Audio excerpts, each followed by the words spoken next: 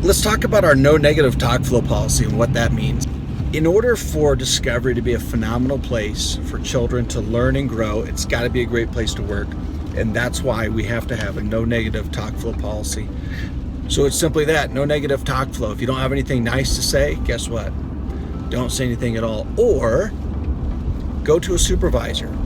If you're a brand new aide, talk to your lead teacher or your direct supervisor and say, hey, I'm struggling with this. We don't expect everything to be peachy keen all the time, but we expect out of our staff that if things aren't going right or you're having a conflict, that we're looking for a solution, okay? So talk to one of the directors, talk to myself, and explain the situation.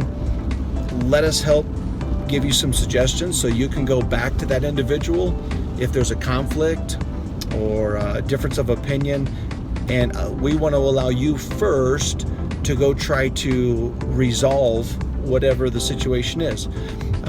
If then you need help, maybe we'll talk to them. Here's a thing that I'm really good at, and that is getting in the middle of things in a professional manner with big expectations from staff in such that it doesn't make things worse. Now that might mean that someone might quit or be fired, released.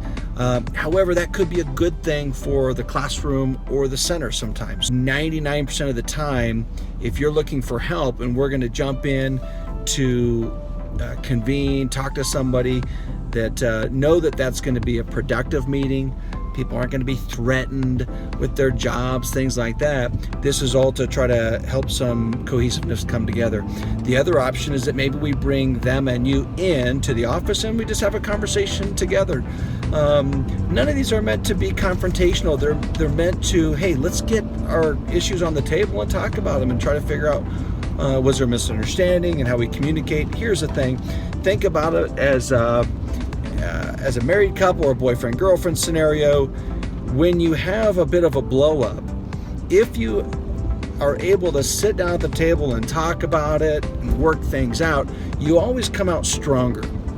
And that is what we at Discovery Kids pride ourselves in doing, is coming out of conflict or dealing with issues.